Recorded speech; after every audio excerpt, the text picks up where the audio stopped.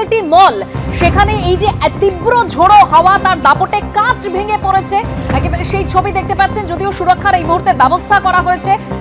যেভাবে ঝড় বৃষ্টির দাপট, তাতে সাউথ সিটি মলের জানালার যে কাঁচ, সেই কাঁচ ভেঙে গেছে।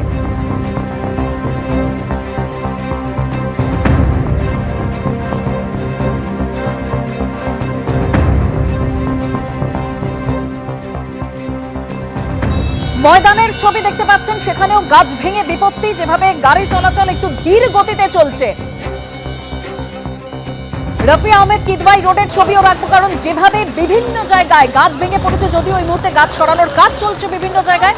রফি আহমেদ কিদওয়াই রোডের ছবি দেখতে পাচ্ছেন, এখনো পর্যন্ত খবর 25 জায়গায় গাছ ভেঙে পড়েছে।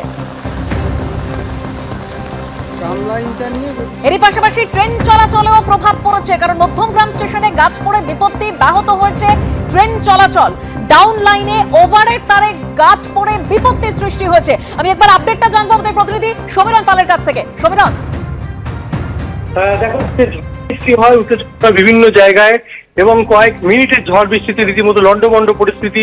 শিয়ালদা বনগাঁ এবং শিয়ালদা হাসনাবাদ শাখার বিষয়পাড়া কোদালিয়া স্টেশনের কাছে আপ এবং ডাউনের লাইনের মাঝখানে গাছ পড়ে যায় এবং তার ফলে ট্রেন চলাচল ব্যাহত হয়। তার পাশাপাশি মধ্যমগ্রাম স্টেশনে ডাউন লাইনের উপর একটি গাছ পড়ে যায় এবং তারপরে 3 নম্বর লাইনে একটি ট্রেন দাঁড়িয়ে ছিল, সেই লাইনের উপর একটি গাছ পড়ে যায়, ট্রেনটি দাঁড়িয়ে রয়েছে এবং আপ ও ডাউন লাইনে ট্রেন চলাচল শুরু হলেও ট্রেন চলাচল বিঘ্নিত হচ্ছে এবং বিভিন্ন স্টেশনে, শহরতলির বিভিন্ন স্টেশনে ট্রেন দাঁড়িয়ে রয়েছে।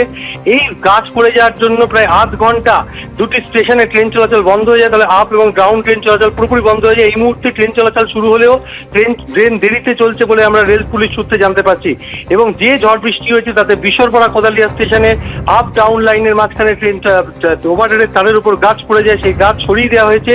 এবং মধ্যমগ্রাম স্টেশনে ডাউন লাইনে গাছ পড়ে যায়, সেই গাছ সরিয়ে দেওয়া হলেও 3 নম্বর লাইনে একটি ট্রেন দাঁড়িয়েছিল, সেখানে ওভারহেডের তারের উপর একটি গাছের অংশ পড়ে রয়েছে। তারপরে সেই গাছ সরানোর কাজ চলছে।